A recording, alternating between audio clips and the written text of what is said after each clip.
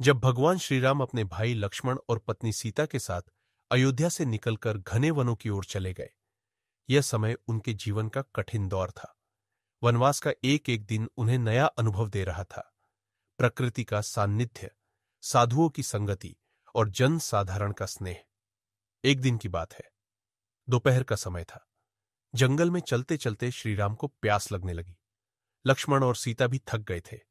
चारों ओर बस हरियाली थी, लेकिन कहीं भी पानी नहीं था। न कोई नदी, न झरना, न तालाब। श्रीराम ने एक वृक्ष की छाया में विश्राम करने का निर्णय लिया। वे बैठ गए, आंखें बंद कर जल स्रोत की दिशा का ध्यान करने लगे। तभी एक सुंदर मोर पास के वृक्ष की डाली पर आ बैठा। जैसे ही उसने श्रीराम की ओर देखा, मोर नीचे उतर आया और श्रीराम के पास आकर सिर झुकाकर बोला, प्रभु, आप यहां इस वन में किस उद्देश्य से आए हैं? श्रीराम ने मुस्कुराते हुए उत्तर दिया, हे प्रिय पक्षी, हम वनवास पर हैं और इस समय हमें जल की आवश्यकता है। बहुत देर से जंगल में भटक रहे हैं, लेकिन कहीं भी पानी नहीं मिला।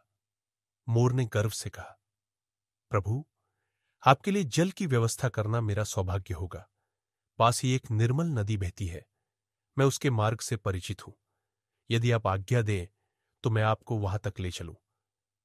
श्रीराम ने कृतज्ञ भाव से कहा, यह तो अत्यंत उपकार होगा, कृपा करके हमें मार्ग दिखाओ।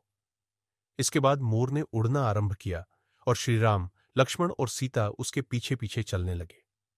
मोर जानता था कि जंगल का रास्ता घना और जटिल है। हर मोड़ एक जैसा प्रतीत होता है।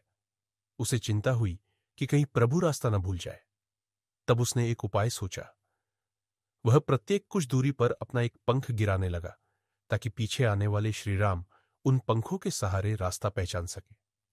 हर कुछ कदम पर मोर एक पंख छोड़ देता और आगे उड़ता जाता। वह जानता था कि पंख उसके सौंदर्य की पहचान है, लेकिन प्रभु की सेवा के सामने ये सब तुच्छ है। धीरे धीरे उसके शरीर से एक एक करके सभी पंख झड़ते गए, लेकिन उसने इसकी चिंता नहीं की।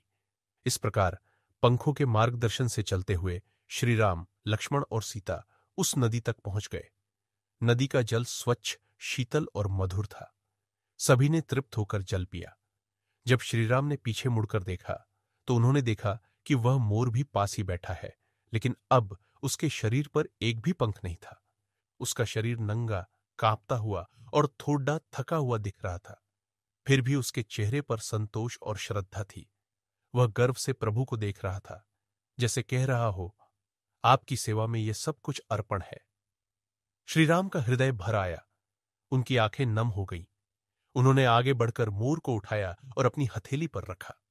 बड़े प्रेम से उसके सिर पर हाथ फेरते हुए बोले, हे मोर, तुमने अपने सबसे प्रिय वस्तु, अपने पंख मेरी सेवा में समर्पित कर दिए। यह त्याग, यह समर्पण, यह भक्ति अद्वितीय है। मैं तुम्हारे इस प्रेम को कभी नहीं भूलूंगा। उन्होंने आगे कहा, अगले युग में जब मैं द्वापर में श्री कृष्ण के रूप में जन्म लूंगा, तब तुम्हारे पंख को अपने सिर पर धारण करूंगा। तुम्हारा यह त्याग संसार को बताऊंगा कि मोर केवल सुंदर नहीं, सबसे बड़ा भक्त भी है। यह सुनकर मोर की आंखों से आंसू छलक पड़े। वह प्रभु के चरणों में झुक गया और बोला, प्रभु, यह मेरा जीवन धन्य हो गया। श्रीराम ने मोर को आशीर्वाद दिया और फिर अपने पथ पर आगे बढ़ गए। इस कहानी से हमें यह सीख मिलती है कि सच्ची भक्ति और समर्पण में अपना सर्वस्व अर्पित कर देने की भावना होती है। मोर ने यह नहीं सोचा कि वह अपनी सुंदरता खो देगा। उसने केवल यह सोचा कि भगवान की सेवा में उसका योगदान क्या हो सकता है। ऐसे ही प्रेम और त्याग से भगवान भी प्रसन्न होते हैं।